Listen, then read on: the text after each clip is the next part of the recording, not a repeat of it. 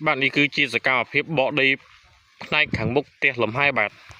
vì chúng ta chừng ra số ma để nhát group chuẩn bị số bốc mai ôm pum minh bong bóng từng óc chỉ ti group bạnក្នុងខណៈថ្ងៃនេះដែរក៏នាំចំណាប់អារម្មណ៍ពុកម៉ែអ៊ំពុំមីងបងប្អូនទាំងអស់មកទស្សនាការងារបកដី